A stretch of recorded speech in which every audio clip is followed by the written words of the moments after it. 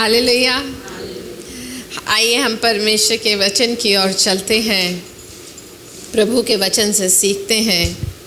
लूका की किताब और उसका 3 अध्याय और उसका 4 पद जब हम पढ़ते हैं, यहाँ लिखा है, जैसा यशायाह भविष्यवक्ता के कहे हुए वचनों की पुस्तक में लिखा है कि जंगल में एक पुकारने वाले का शब्द हो रहा है कि प्रभु का मार्ग तैयार करो, उसकी सड़कें सीधी बनाओ।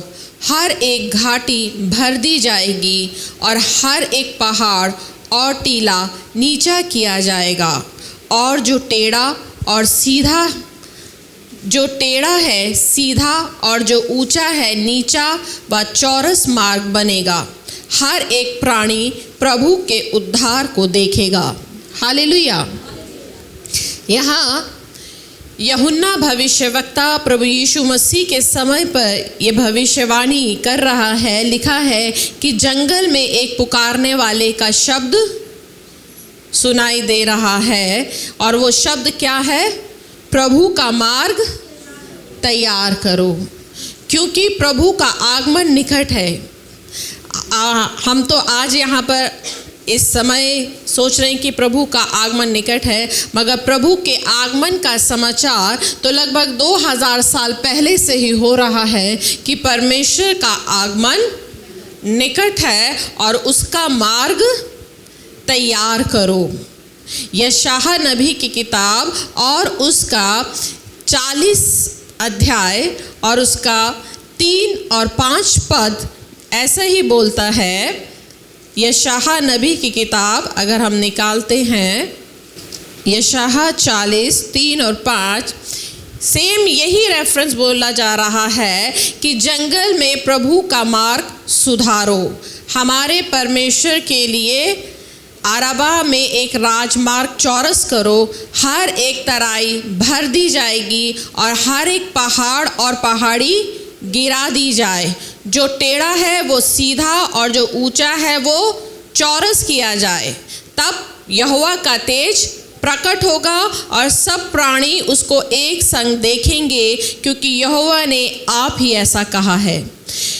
परमेश्वर के आगमन के विषय में यूहन्ना भविष्यवक्ता ने ये भविष्यवाणी की है, ये चेतावनी दी है कि प्रभु का मार्ग सुधारो, प्रभु का मार्ग सुधारो, प्रभु का मार्ग सीधा करो। जो भी टेढ़ा है वो सीधा किया जाएगा, हर एक पहाड़ी गिरा दी जाएगी। हालेलुया। ये जो पहाड़ियों की ओर संकेत किया जा रहा है, हर एक टीले की तराई की ओर संकेत किया जा रहा है, ये हम लोगों पर, उन लोगों पर संकेत किया जा रहा है जो एक गलत जीवन जीते हैं, अभिमानी लोग, दुष्ट लोग। मार्ग का मतलब क्या है? रास्ता। जब हम कहीं पर जाते हैं, या उदाहरण के तौर पर किसी मंत्री को जब कहीं जाना होता है, तो आपने देखा है मंत्री के आने से पहले वहाँ की सड़कों को साफ किया जाता है। कहीं पर भी ऊंचा नीचा होता है उसे समतल किया जाता है। कूड़े का ढेर होता है, उस कूड़े के ढेर को हटा देते हैं। नालियाँ साफ होती हैं, साइड में वाइट कलर के चूने की लकीर बाउंड्री मारी जाती है, सड़क साफ बनाई जाती है। और यहाँ पर तो कहा जा रहा है कि यहाँ पर तो परमेश्वर का आगमन हो रहा है, तो परमेश्वर के आगमन के लिए उसका मार्ग सुधारना है।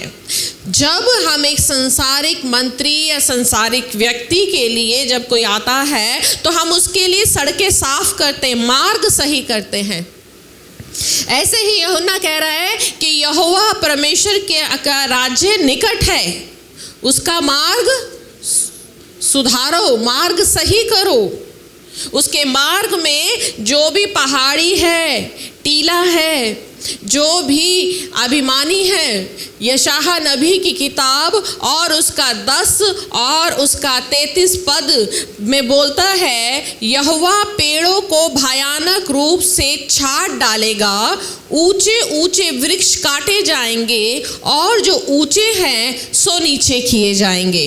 जो ऊंचे हैं, जो अभिमानी हैं, जो घमंडी हैं वो क्या किए जाएंगे? नीचे किए जाएंगे। यहोवा पेड़ों को भयानक रूप से काट डालेगा। कितने ही लोगों को परमेश्वर नाश करेगा अपने क्रोध में आकर। यह उस आगे 13 और उसका 11 पद क्या बोलता है? मैं जगत के लोगों को उनके अधर्म का दंड दूंगा, मैं अभिमानियों के अभिमान को नाश करूंगा और उपद्रव करने वालों के घमंड को तोड़ डालूंगा। ये वो टीला, ये वो पहाड़ी, उन्हें मैं क्या करूंगा? नाश करूंगा। यूहन्ना भी क्या कह रहा है? परमेश्वर का मार्ग सुधारो, उसे साफ करो, उस रास्ते को बनाओ, क्योंकि यहोवा का आगमन निकट है।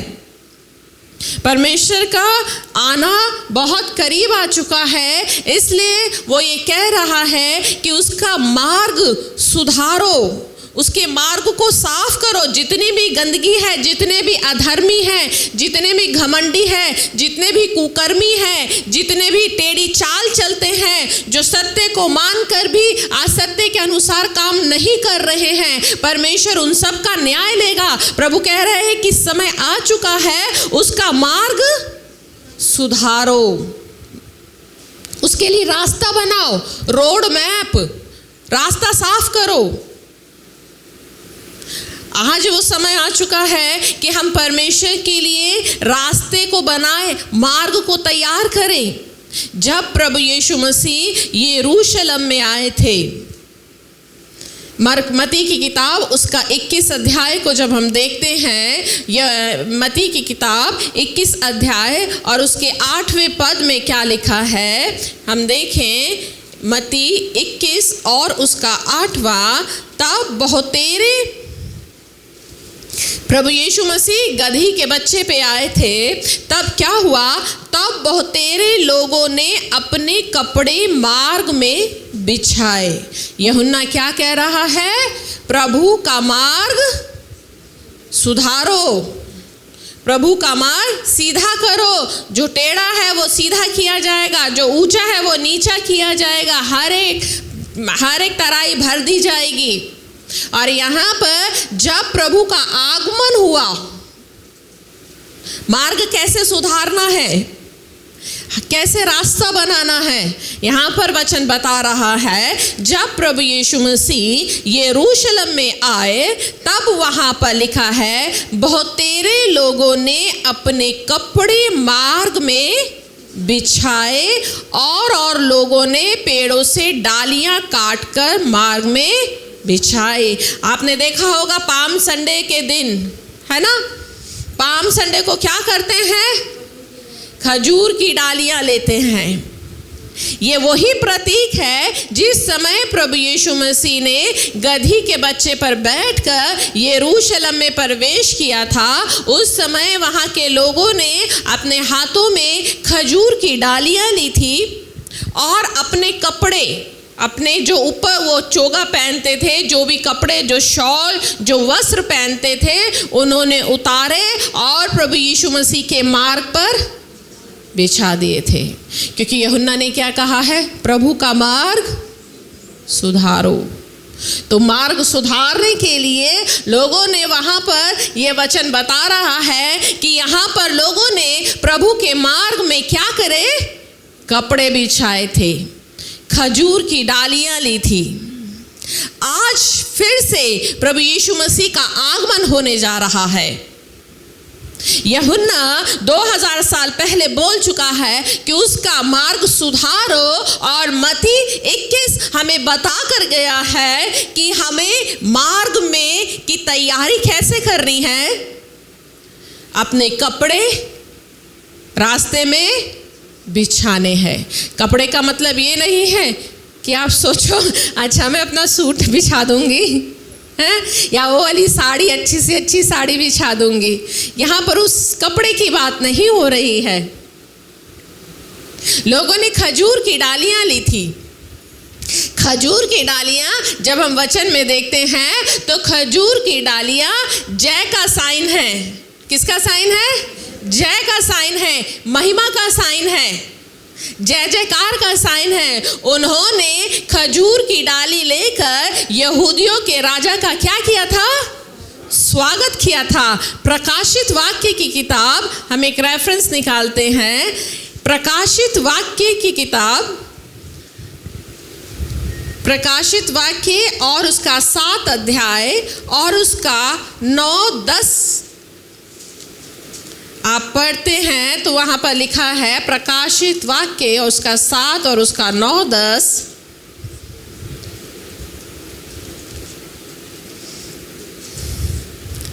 इसके बाद मैंने दृष्टि की और देखो, हर एक जाति और कुल और लोग और भाषा में से एक ऐसी बड़ी भीड़ जिसे कोई गिन नहीं सकता था, श्वेत वस्त्र पहने और अपने हाथों में खजूर की डालियां लिए हुए सिंहासन के सामने और मेमने के सामने खड़ी है। यहाँ पर वो बता रहे, एक बड़ी भीड़, हर एक जाति, हर एक कुल की भीड़ मेमने के सामने क्या लेकर खड़ी है? खजूर की डाली। खजूर की डाली आनंद, जय, छुटकारा, ये इसका प्रतीक है।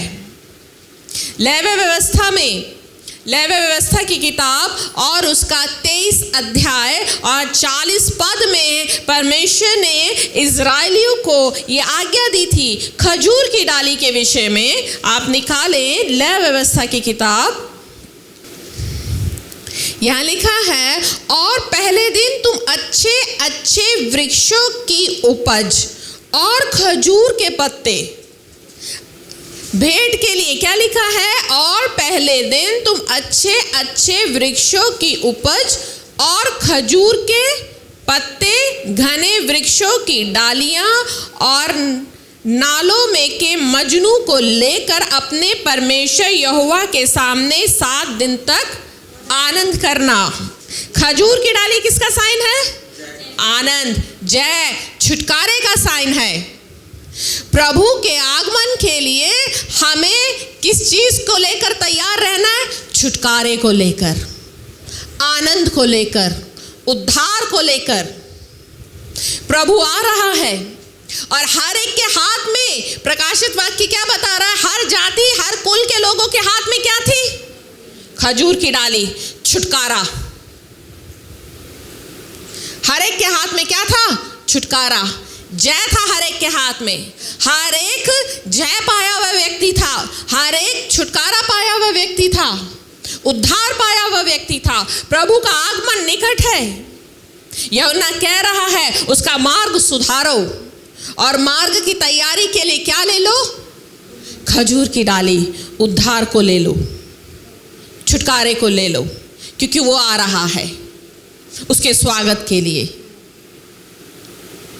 आपके घर में प्रभु आए या कोई भी व्यक्ति आए और आप उसके स्वागत को कैसे करोगे? क्या रूखा रूखा करोगे?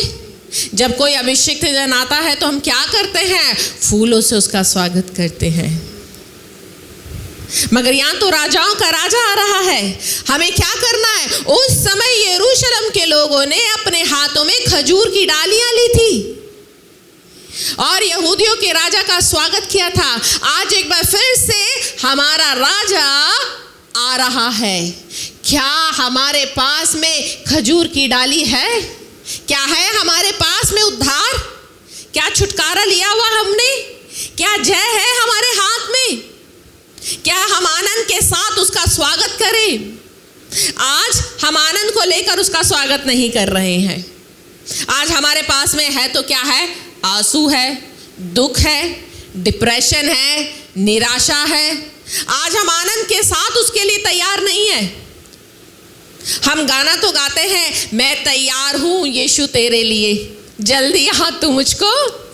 और अगर वो उसी समय आ गया, सोचो, प्रभु के आत्मा ने कहा बेटा तूने पुकारा, मैं आ गया लेने। प्रभु अभी तो बेटे की शादी करनी है, अभी तो मकान नहीं बना, प्रभु अभी तो इतने काम पड़े हैं, तो फिर झूठा अंगीकार भी क्यों करते हो? है? हम गाना तो गा लेते हैं और अगर आ गया तो हमारे पास तो एक्सक्यूज है। अभी तो हमने छुटकारा भी नहीं पाया, अभी तो प्रभु जी अभी तो हम सीख रहे हैं। वो तो आ रहा है। खजूर की डालियां ले लो अपने हाथ में, तैयार हो जाओ। और लोगों ने क्या किया था? अपने कपड़े मार्ग में बिछाए थे। कपड़े का मतलब, जब उड़ाऊ पुत्र पिता के पास में आता है, पछताता है, कहता है, हे पिता, मैंने तेरे और स्वर्ग के विरोध में अपराध किया, तो पिता ने सबसे पहला काम क्या किया? झट अच्छे से अच्छा वस्त्र लेकर आओ। सबसे पहला काम क्या किया था? वस्त्र। वस्त्र यानी जीवन।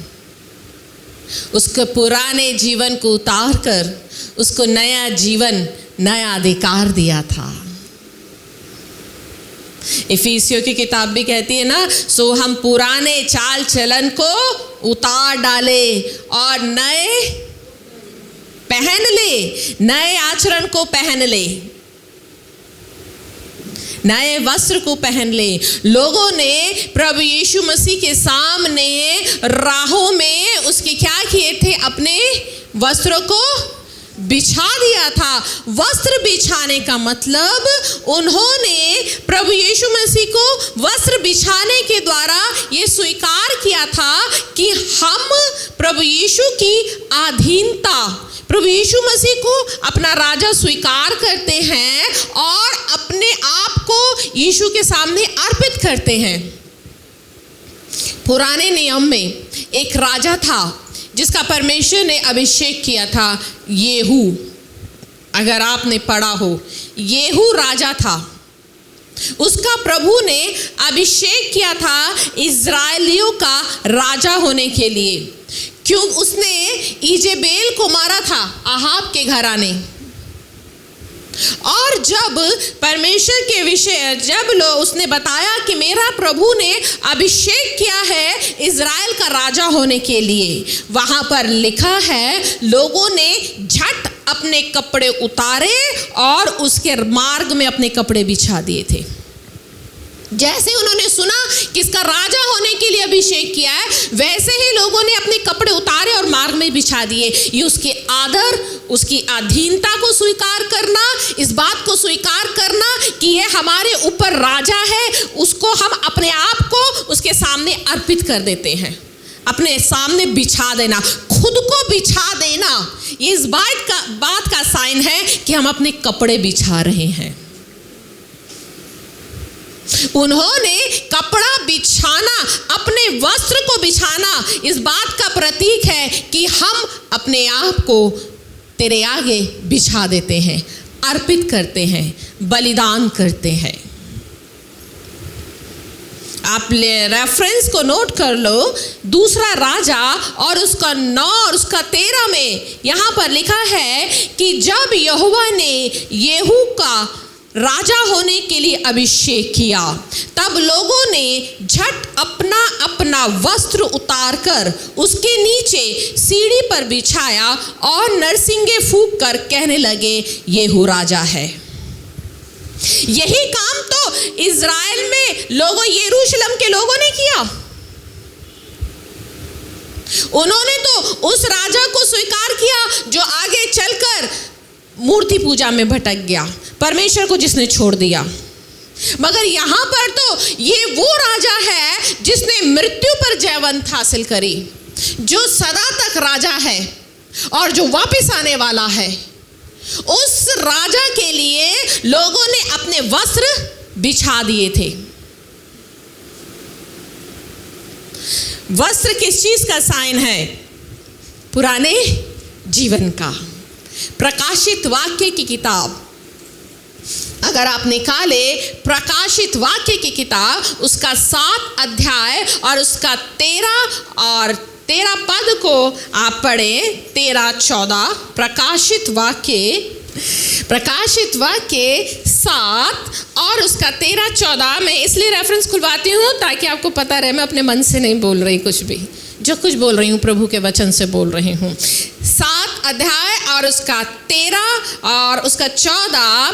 इस पर प्राचीनों में से एक ने मुझसे कहा, ये श्वेत वस्त्र पहने हुए कौन है और कहाँ से आए हैं? मैंने उनसे कहा, हे स्वामी, तू ही जानता है। उसने मुझसे कहा, ये वे हैं जो उस बड़े कलेश में से निकल कर आए हैं। इन्होंने अपने अपने वस्त्र मेमने के लहू में धोकर शुद्ध किए हैं। हालेलुया। इन्होंने, ये वो लोग हैं जिन्होंने अपने वस्त्र मेमने के लहू से धोकर शुद्ध किए। यानी इन्होंने अपना जीवन यीशु मसीह के लहू से धोकर शुद्ध और पवित्र कर दिया है। लोगों ने अपने वस्त्र यीशु के मार्ग में बिछाए थे, यानी उन्होंने अपने जीवन बिछाया था। यहाँ पर प्रभु का आगमन निकट है और जरूरी है कि कलीसिया उसका मार्ग तैयार करे। तो तैयार करने के लिए आज क्या चाहिए? अब आज हम तो अपने वस्त्र उतारने वाले नहीं है अपने, वो तो प्रकट रूप में प्रभु उस वस्त्रों को तो मांग नहीं कर रहा। मगर यहाँ पर कौन से वस्त्र की बात हो रही है? जीवन की। प्रभु कह रहे हैं कि वो समय आ चुका है, हर एक घाटी, हर एक पहाड़ी ढा दी जाएगी, हर एक तराई भर दी जाएगी, जो ऊंचा है नीचा किया जाएगा। हर एक घमंडी को, हर एक अधर्मी को बदला लेने के लिए आ रहा है। वो आ रहा है, उससे पहले जरूरी है कि हम उसके लिए मार्ग तैयार करें। और उसके लिए मार्ग तैयार करने के लिए क्या है कि हम अपने अपने वस्त्र, अपना जीवन मेमने के लहू से धो लें। जब हम अपना जीवन यीशु के लहू से धो लेंगे, इसका मतलब हम उसके लिए मार्ग तैयार कर रहे हैं। हम अपना वस्त्र, हम अपना जीवन उसके लिए बिछा रहे हैं। तब वो आराधना होगी, मैं तैयार हूं यीशु तेरे लिए, जल्दी आ तू मुझको लेने के लिए। जब हम अपना जीवन यीशु के लहू से धो देंगे, पवित्र कर देंगे, छोड़ देंगे उस पुरानी चाल को, उस पुराने जीवन, उस पुराने व्यवहार को, उस पुराने आचरण को जिसके द्वारा हम अभी तक, जिसके चलाए हम चल रहे थे। आज भी लोग चर्च में आते हैं, प्रभु को जानते हैं, मानते हैं, विश्वास करते हैं, मगर तो भी उनसे उनका पुराना जीवन छूट नहीं रहा।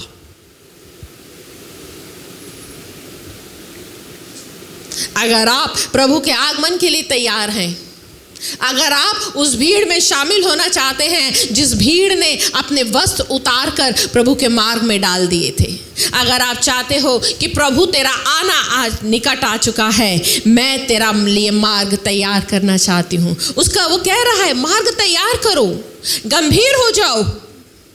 मगर आज कलीसिया मार्ग के विषय में तैयार गंभीर नहीं है।